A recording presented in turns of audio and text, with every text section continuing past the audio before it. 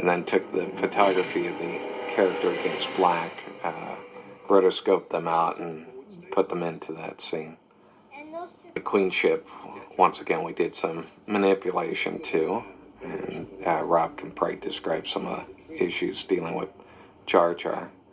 Sequence like this is pretty easy for Jar Jar. As you can see, he's just standing back there, but our challenge is to not upstage the live action, which is hard when you're dealing with Jar Jar. But the reality of him being composited in behind Ewan is something we have to deal with on every shot. But we always wanted to make it look like they're truly in the same space together. Any of this stuff. This is the Queen ship? Is that what this is? Yeah, the Queen ship. Is that a model or is it? No, it's CG. Ship's landing, and these were shots that were also done in our very fast Sabre compositing system. We had some stills that we had of the ship, and just sort of stuck them in back there and threw them out of focus and did really quick matting with them to just sort of put it back there, and we could get these shots finaled in just a day or so, maybe 2 days, that traditionally would have taken a week or so to do, and they really were. It's just a great system. You saw in the background in these shots. There's a lot of blue screen around them. I think in this case, their actors are in front of a blue screen, and we put the trees in there because they're supposed to be hiding in the woods. So these shots are sort of like nothing like they appear. Speaking of shots here with the different smoke levels, sometimes there was a lot of haze in the background. Other times there wasn't as much haze. Just to the Gungan hideaway, Jar Jar has swum down to the Gungan city and nobody's there. So he decides to take the Jedi off to the secret meeting place. The meeting place itself was a interesting set of shots for us animators. We needed to be able to create a whole crowd of Gungans, the Caduceus that they ride on, Boss Nass, his council, and a series of birds and creatures that are running around in the sequence. Gungan children we added in running along beside the Caduceus. We used that tree as a wipe to the big miniature that we had. Those birds flying by are Pico Picos, those are CG birds. There are Gungans in the trees, the scouts. There are children, there are mothers, there are fathers, there are animals, and of course there's Jar Jar in the foreground here. Boss is standing on a miniature head with his council members behind him. This little sequence was shot in a forest just near Leavesden, about a mile away from the studio. Provided a great location for us with a lot of greenery.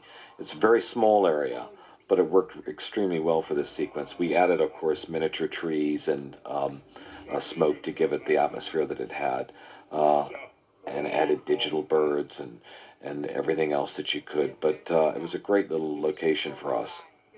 Throughout the film, I have been playing with the fact earlier on that Qui-Gon knows that Padme is the queen. And he uses that, especially when they go on Tatooine. He taunts her a couple times. And in the pod race, he taunts her a couple times. Because he's just having fun with her, because he knows she's the queen. But the others around him don't. So he's been waiting for her to step forward and reveal herself. Anakin is completely surprised, but Obi-Wan and Qui-Gon aren't. Down in these shots is a model we made, probably about 20 feet square, and then different characters put into it. Even shots like this where the background's fuzzy and all, they're lit really well, and they just marry right in. It's amazing, this film, about how, I'd say 5 minutes into it, you totally buy the effects, and you're not even looking at them as special effects anymore, and you're looking just totally at the story. One day we were in London, we were in the middle of a casting session, and this huge guy came in, this larger-than-life character. His name was Brian Blessed, and he started to regale us with stories about trying to climb Mount Everest, and he was such a charming, wonderful guy. We didn't have a part for him really at that moment, and then George finally came up with the idea, he'd be perfect for Boss Nass. Graham, the fact here, you're matching that to the original Star Wars, right? Yes, this is a digital copy of the technique that was done originally. Originally, the material that was to appear as a hologram was run on a television monitor and then rephotographed. So we're adding the scan lines and roll bars and the flicker to try and make it look as though it were photographed off a television set. Okay, here's a shot with nice clouds in it, and then we added the giant head into it, which is a model that we photographed. With Boss Nass arm in arm with Jar Jar is probably the most challenging shot we did in terms of animation. The reason it is because they're both wearing clothing, they're both computer graphics, so they have to bounce against each other, and computers like to pass things through each other. They're not really good at having things react and hit each other. We've got an acting performance going on, and we have a very long shot. So a shot like that would have probably taken us something like 8 weeks to animate. Particularly difficult. The background of this had no hills in it, so from a technical standpoint, they're under some trees, and it's English countryside, and there's probably a freeway back there, I can't remember. So we added those high rolling hills that are needed for the story, actually needed for later on when we get into the Gungan droid battle that's coming up. And they were just, we just cut and pasted them and repainted them and made shapes from out of the hills that would fit with the, fit with whatever shot we're trying to put them in. It was difficult getting the blending and everything right on these composites to have these characters here like she's looking like she's right in front of the hills, but in fact she isn't. Very difficult matting problems here. These are all done in our quick compositing system, our Saber system, that got us these shots, very quickly composited. Great animations going on here through this entire sequence, primarily with Boss Nass. He just has a great sense of weight when he walks, and really seems as as royal and proud as he's supposed to be. Like he could possibly be the leader of this race. And it's hard, it's hard to look at this and think that Jar Jar is you could say, is of the same race even as Boss Nass. They always seem to me like they're sort of different things, but Boss is actually supposed to be a much, much older Gungan, and when you age, you kind of look like that. What do you think, Rob? I think I'd buy it. Buy it too? Okay. Of a reveal to have the hologram walking along with them, and then you don't know how they're doing it, and you reveal that little walking machine that the hologram is standing on, and at the same time you get to say kill all of them. Because that's a little bit of a Japanese influence with the Gungans and their feathers on the back of their cadoos, but I wanted to give you the sense that they were leaving the safety of their fog-shrouded jungle and going into the plains where they're out in the open and vulnerable to attack. The beginning of the ground battle. This is where we have our 8,000 marching Gungans and cadoos and all sorts of characters going along here. Needless to say, this was an enormous task to undertake for animation. We created a number of different walks for both the Gungans and their creatures. Think of thousands of particles moving across a plane, and each particle represents one particular character. And those particles have some intelligence of whether they're in close proximity to a fellow particle or whether they're in proximity to an enemy particle. This was sort of based on, you could say a John Ford movie. It's what we were kind of thinking of, the Western outdoors, bright sunlight, beautiful clouds, and starting out with this wonderful green environment. These hills are just lovely and gorgeous and untouched, and by the end of the battle, they're totally scarred up and destroyed and pockmarked by all the bombs that have gone off. So keep an eye on that. As the sequence progresses, you'll see that. So the courtyard was shot outdoors in England, but large sections of this were actually miniatures put in. So here we had to add in our different vehicles and things, and the tanks were photographed later. Wasn't that you, Scott, driving the green speeder? That was me driving that speeder there. We had some cameos by a number of the people here at Highland. Standpoint, these sequences are all very different. You have the fun of contrasting one type of sound texture with another. A sword fight has a certain sound, lightsabers being the prime component, and they have their own character. And then you cut to the ground battle, where you've got all the Gungan weapons and battle droid lasers and flak and force fields going on. And then you go to the space battle, where you've got the interceptors, the sound of Anakin's starfighter, and the control rooms on board the space station. Very much like a symphonic piece of music, you tend to develop the individual movements and then put them together as a whole. And there are themes and developments of themes within each one, both visually and from a sound design standpoint. And you get these statements of themes and then variations. So here we've replaced most of the backgrounds, and in some cases they used shots that were meant for a different part of the sequence and getting different actions. You can see that center rail running up the center of the room. They didn't build anything past that. So on the screen right is computer graphics. The end of this plot device of the droids being controlled by one source is based on the inability of the Nemoidians to give up control to the droids. Because if they could think for themselves and do things on their own, they would worry about having this giant army that might take them over. Because they would assume that their way of thinking, which is greedy and power-driven to consume and ravage, would be eventually the droids would do the same thing and take over them.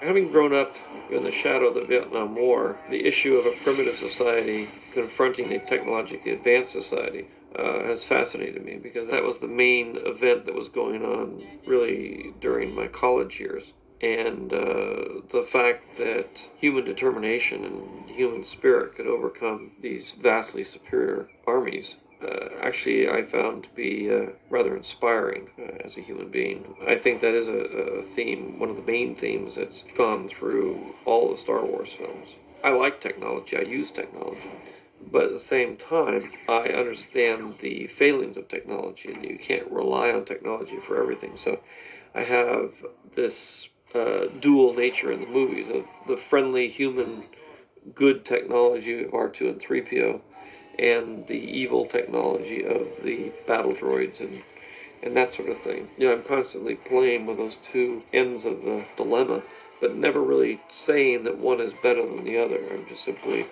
trying to promote the human spirit, even if it exists in a droid. The same bubble technology that was used in the underwater city is the bubble technology that they use for the force field shield. And when it's being used to protect them from weapons being fired at them, the force field shield works well. You see the bombs hitting them and the explosions, bounce right off and blow up. But again, just like in the underwater city, if you walk slowly, you can walk right through that field. And that's what the robots end up doing. As things to build up toward the final confrontation and battles at the end of the movie, we approach what was the longest single editorial sequence that I had to deal with, which is the climactic battle at the end of the movie, which is really intercutting 4 separate sequences. I'll never forget this day when we're shooting, because we had this incredible opening that reveals Ray Park as Darth Maul, and I remember the whole crew just shuddered. I mean, there was absolute silence as he looked up. Natalie just kind of walked away. She didn't know what to make of him. It was an awesome fight that we shot over a 2-day period, all at Leavesden Studios, on stage A and stage B. When he takes off his coat, it was just electric inside the stage. 8 pieces of action going on here, which is the sword fight, the Queen trying to get to her objective, which is the Viceroy of the Trade Federation, and the starship battle, of which Anakin plays a pivotal role. And I guess they later decided to call, we called them destroy droids, they were later called droidicars. But they were a lot of fun to animate because they were on 3 legs, and trying to figure out how to do a 3-legged walk was one of our challenges in the animation. One of the trickier issues here was how to get Anakin up into the air in a kind of accidental, vaguely believable sort of way, which is one of the reasons why we had the pod race and everything, was to establish that he actually was pretty good at controlling mechanical devices and knowing how they work. With Jake in the cockpit there, we had to actually manipulate quite a bit of the background. And we had to recreate the inside of the ship and shoot some inserts and things to make it look like he was actually moving through that environment. The problems that we had was they photographed these scenes with wide angles, which made some of those shots, like that last shot, a super wide angle where you'd see almost 180 degrees if you recreated it exactly as it was. There is no generator room in the actual set. They built this foreground piece of floor and a little bit of the wall and some of the control panel things, but everything else was added after the fact. Here we've added the clothes on, of course, all the lightsabers. And like even that last shot where he jumped and flipped back, he lands on his feet, but he actually landed in a pad, so we had to remove the pad and create that with part CG feet. So a combination of things to get the type of action George wanted. This ending cut lots of different ways. In a lot of my movies, I end them with the intercutting of 3 or 4 different events at the same time. So it came out of American Graffiti, where I was telling 4 stories and intercutting them, and now I've developed this idea of challenging myself to see how many stories I can tell simultaneously at the end of the movie. I think I slowed down on it a little bit, but this was very challenging in that there were, trying to get the balance right between the stories. And with little humorous pieces for Jar Jar to exploit the fact that he's a bumbler, but at the same time make his bumbling be the thing that helps turn the tide of the battle for the Gungans, even though they don't win the battle. This is one of my favorite segments of the space battle. Not because I have the cameo in it, because they're really cool shots. This is me dying here. And Jar Jar both playing the same note in this, which is they're kind of bumbling their way through and coming out heroes. The space battles from the first three pictures was so high that I really wanted to do something that that at the very least lived up to that level of quality and took it a step further. So we're exploiting being able to have computer graphics as a tool to try and make some of the shots better, where you can see all the elements together in the frame as you're composing shots. Dramas playing out in the background of a lot of those shots. If you really look, you can see one ship pursuing another, firing and then hitting it. There's a lot of specific animated things happening in the backgrounds.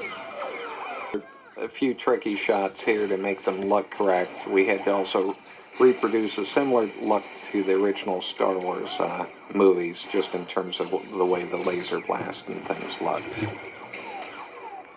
Guys going up the side of the building, we did do several takes. We never did get it right, actually, because one of the guys wasn't pulled up fast enough, you can see there. So we had to sort of optically make him go faster in the next shot to catch up with the other ones. But that was as close as we came to actually making it work. But there was always somebody who didn't get pulled up. And the shot right here is made up of quite a number of different pieces. They only shot that little section where the people are walking. Everything else is a digital matte painting. And now we're into the generator room with the battle. Just against a blue screen, we had to slip the sync on those two guys so that his foot would actually hit. And we painted a few frames of the foot hitting Obi-Wan's face. And the only thing they shot there for you, Scott, right, was just those little walkways, just a little bit of a walkway? Just a section of the walkway, and in some cases we ended up rotoing around those. They were so shiny that it was all reflecting the blue screen. So everything behind all those power-generated things, those were done with the special software that we wrote here, along with particle systems. So all of those energy beams and things, we had to work out the timings, and in many cases George decided later, well, I actually want those closed at this point or turned on at this other point. So we would end up having to either create those with computer graphics in some cases, or just split that and change the timing. And this was shot after the fact as an insert, just to make it clear to people that this was a dangerous doorway here, that you couldn't just walk through these energy fields. Doors only went up about halfway. You had to extend those as well, right? Yeah, and like Obi-Wan in the background there, he was all added later.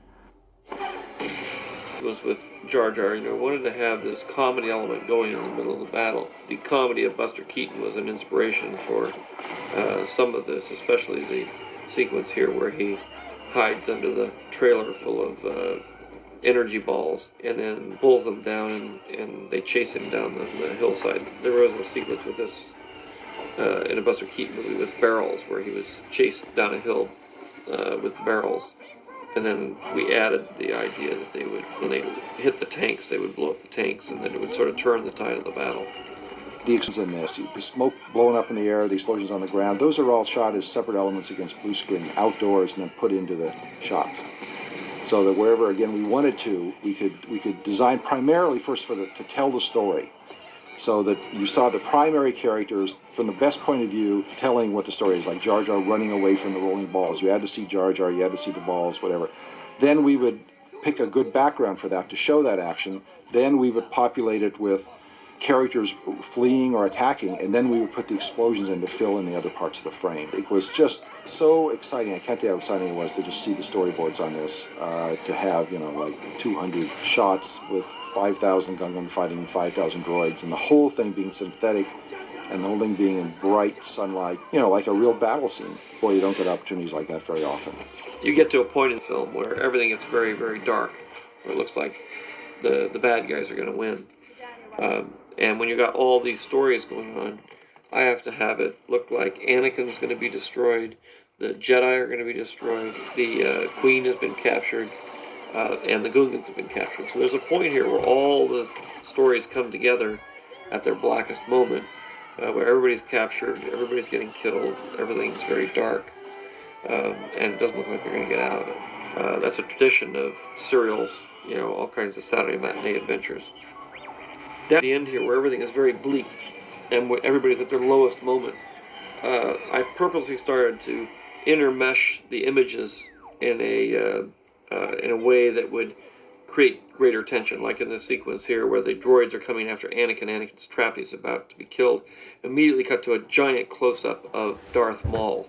And he's almost looking at Anakin, and then you realize you're in the next scene, and it's these things. But it's trying to almost confuse and meld together the various sequences that are in various different places, so that you get a sense that they're all in trouble and they're all very connected. One of the most difficult parts of this end was to contrive a situation where I could separate Obi-Wan from Qui-Gon, because I had to have a situation where Qui-Gon could get trapped behind the gates later on, and Obi-Wan could watch while he was killed, but that there wasn't anything he could do about it. There's a tricky thing going on here too, which is that I have to build the sword fight to the end with Obi-Wan, but I still wanted to get a really good fight with Liam. You'll see a lot of these sequences here end with a close-up of a person looking, so they're almost looking into the next sequence, so that it blends those sequences together. They're very, very soft transitions. And here we are at the final section of what we call the ground battle. We have all the droids that haven't made it being tossed into a pile by a small other little droid. And we have the Gungans all being rounded up. We do have Gungans in the background who are injured. There's some that are limping. There's some that are hurt. And then we have our two heroes here, Tarpals and Jar Jar. A very critical thing to us. We would try to get references from the actual live-action play, and it was critical that all the angles and amount of light match and all the reflections. We tend to think of it almost, take it for granted now. This shot, when the droids are running between the Neimoidians, is one of my favorites because you can see the tight interaction between the animation and the compositing, where you can see that there's shadows being cast on the computer-generated droids as they run through the live action. It really makes it feel like they're in the same space together. It's continued right up until the end of the release of the movie. Within the last week prior to the delivery of the film, there were certain little things being done editorially in this sequence to get everything to connect together just right. There was a shot added at the very end of Obi-Wan turning his sword on, which hadn't been there, but was needed really to make the logic of the final intercutting just before he kills Darth Maul make more sense dramatically. This was a fun sword fight between Ewan and Rey, because they were really into it, and they were very much out to prove who was the better swordsman, and they were very much challenging each other, which made for very exhausting shooting, but very exciting. They would finish this and their swords would almost be bent in half. They were hitting each other so hard.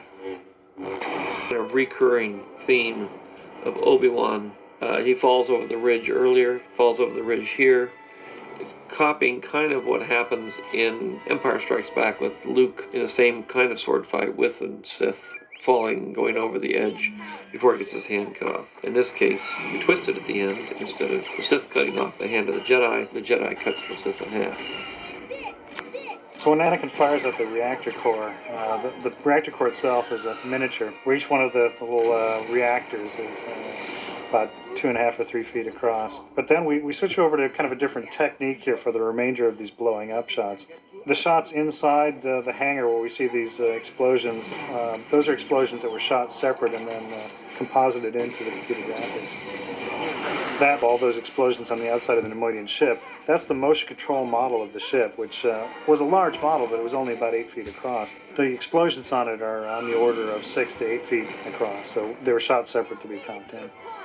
We didn't shoot with any glass in the canopy, so all the apparent glass, which is mostly the reflections. All the reflections and little smudge marks, that's all put in. That was all comped in later. The sphere that was the center part of the motion control model is about 18 to 24 inches across, and it was a nice model. We didn't want to blow it up, so we built a 4 foot across, just spherical shape, and we blew that up. And if you look very closely, Well, you probably can't see any evidence of it because I think we did a good job of hiding the transition, but we switched from the motion control model to the pyro explosion just as the explosion is starting to come out of the cracks. But again, intercutting these whole sequences and who succeeded and in what order, this has all been changed around several different times.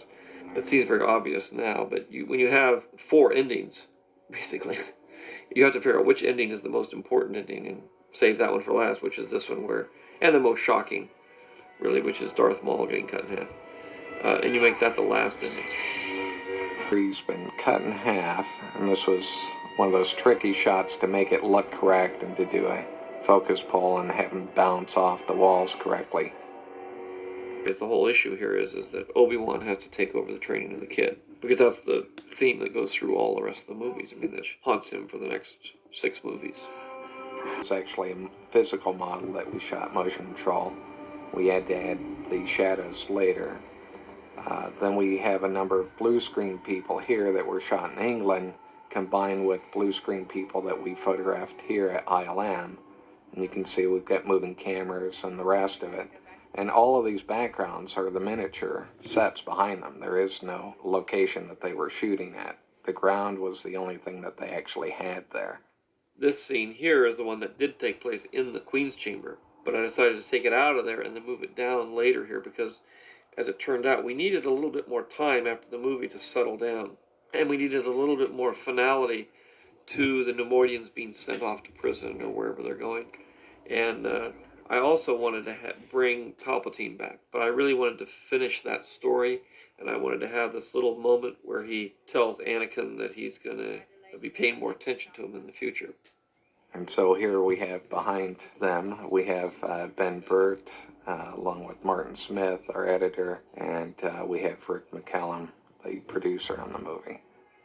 And this was our first digital Yoda. I'd known from when I'd seen the original trilogy and read about what George had said about the movies that he'd always wanted to see Yoda walking, not encumbered by wires and puppeteer. He wanted him to be able to move around.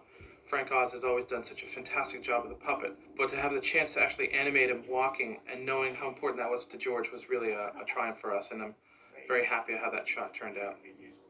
The scene with Yoda was another scene that got added. When we saw it all put together, we really needed to spell out that Obi-Wan was going to take over the training. Before, it was in the scene, in Qui-Gon's death scene, and it just seemed out of place in that context of the funeral and all those kinds of things. We had the piece where Obi-Wan tells Anakin that he's going to take over his training, but we never saw this scene where he was given the assignment, and ultimately it really needed this. The last film is Anakin at a funeral pyre, just like Qui-Gon is here. So I wanted to keep those motifs, again, things to harken back to other things that have been going on in the movie. We then have this moment, which is very important, where Obi-Wan commits and tells Anakin that he's going to train him, because that's where the rest of the movies go. Concept characters, so we have the same flickering light on them. And now we've added flames to the Qui-Gon model. How do you match the flickering light, Scott? Basically, we have some programs so we can say, okay, look at this part of the scene with the flickering light on that wall and adjust the brightness and color of the CG characters the same way. There's a very subtle thing going on here through the next 2 movies of Palpatine's involvement with Anakin, which isn't on screen. It's all sort of hinted at. This was the very last shot that ILM delivered to us just 4 weeks before the film was released. It was a very, very difficult shot to do, a whole difficult sequence to do, but I think Rob and Scott and everybody pulled it off brilliantly.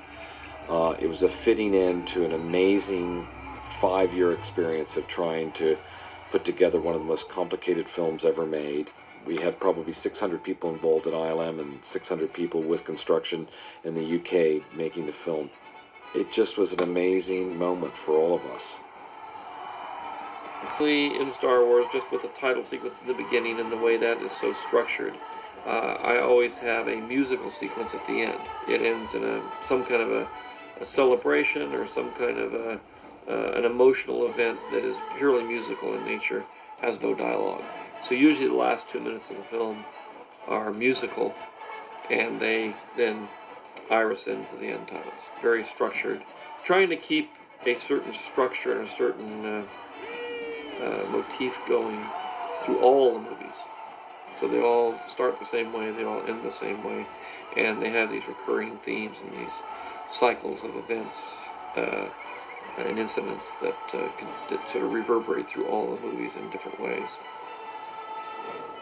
But